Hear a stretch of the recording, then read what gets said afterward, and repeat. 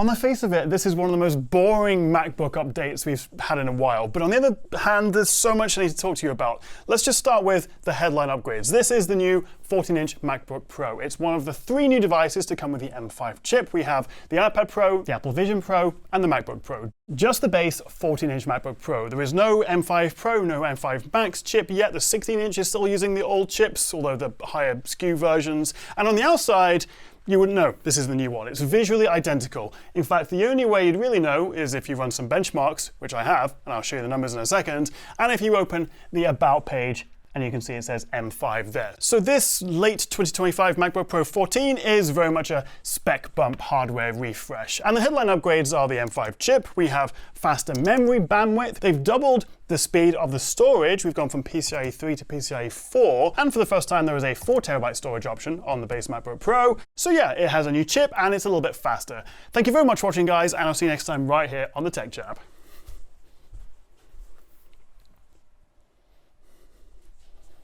Did I leave that long enough for comic effect? There's more to talk about. I also want to bring in the M4 Air and do some comparisons, because while this really should be compared to the M4 Pro, the previous generation, I think most people, most of you guys, if you are going to go out and buy one, you're going to be thinking, shall I save £600 and pay $999 for an M4 Air, or shall I go for the 1600 quid MacBook Pro 14 with M5? So I'm going to show you how much faster this actually is. But before we get to some lovely numbers, and actually they are quite lovely numbers, I didn't expect this to be as fast as it was, there is a little problem, at least here in the UK and Europe, because, where's the box? Apple no longer ship a power brick or even a charging cable because of EU regulations coming in next year. So if you want the 70-watt power brick and cable, which everyone else in the world gets, and also we used to get, you'll have to pay £60 extra. And if you want the faster 96 watt, which gets you the faster charging, that'll be £70 extra, please. Which seems a little bit cheeky.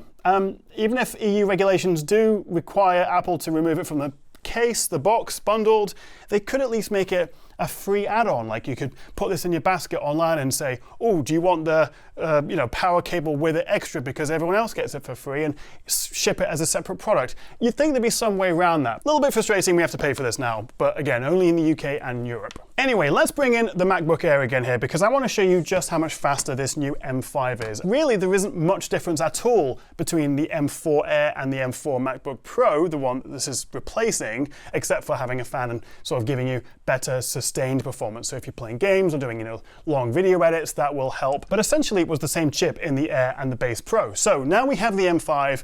How much faster is this? Well, Apple say that it's about 1.6 times faster for graphics, 3.5 times faster for AI, which sounds pretty impressive. But of course, I have to run my own tests, and this is how I've spent my weekend. So just how much faster is the M5 in this new MacBook Pro 14? And is it worth paying the extra for over that, or even last year's M4 Pro, because they'll be pretty similar in performance? Well, in Geekbench 6, which measures the processor, it's not a big upgrade. We're talking about 14% for both single core and multi-core. But it's the graphics and the AI where this thing really shines. And in the 3D Mark Wildlife Extreme test, this was about 45% faster. But in the more demanding Solar Bay Extreme test, which uses ray tracing, this was 65% faster than this guy. Firing up Cyberpunk, which is optimized for Mac, it runs on their Metal framework and it supports ray tracing, the M5 was 200% faster. And even running the same test without ray tracing, it's still a good 56% faster. I know MacBooks aren't really gaming machines, just simply because the library of games that are supported on Mac is so much smaller than PC, but Apple are putting more effort into it, and these kind of gen-on-gen improvements to graphics and gaming performance is really impressive. But if we switch to the Blender benchmark, which just is a graphics test really, it doesn't take advantage of ray tracing, we're looking at a slightly more modest 26% uptick on average. And actually, a really good illustration of this performance is in the Blackmagic Raw Speed test. This basically tests how fast it is at decoding 8K files on the CPU and the GPU, so the processor and the graphics. I mean, it's all relative. The M4 in the Air and last year's MacBook Pro 14 was already incredibly fast. I think it was like the fastest processor you could get. This is just taking it a step further. But clearly there is more of an uptick, more of an improvement in the graphics department. But this is where things get interesting, because one of the key features of the M5 chip is that each graphics core has its own neural accelerator. This is new and exclusive to the M5. What the heck does that mean? Well, if I open up the Geekbench AI benchmark and then just run it using the neural engine, the NPU, which is what a lot of laptops use to accelerate AI tasks, nothing too crazy. But if we run the same test with the GPU, because of those neural accelerators, we're looking at a 140% boost over the M4 with the GPU in Geekbench AI.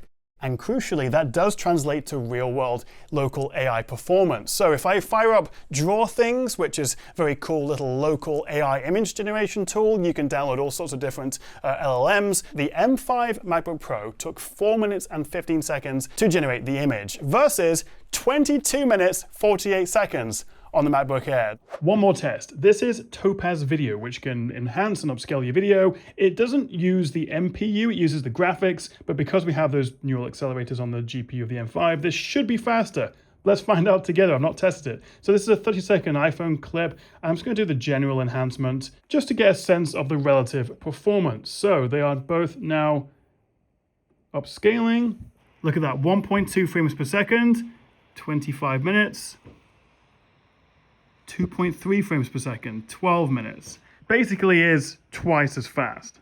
Now yes, to be fair, this has 32 gigs of RAM, this has 16, and of course the Pros have a fan inside. These don't, these are fanless. So it can keep the chip cooler, so it can run at high performance for longer, giving you better sustained performance. So that will obviously factor into the performance there a little bit. But this is where I get a little bit confused, because who's buying this? I mean, it's substantially faster in graphics, particularly ray traced graphics, and running local AI models. But most of the time, you and I, if we're using AI, in Photoshop or ChatGPT, Gemini, just general things, we're using the cloud. It's not running locally. I mean, there are some use cases like, mask tracking in DaVinci, AI image generation, and of course there are advantages to running things locally like privacy, and it can be faster, and you don't need an internet connection. But for most of us, we're probably not really taking advantage of that. But then for those who would take advantage of it, they'll probably want more than 32 gigabytes of memory. This comes with either 16 or 32.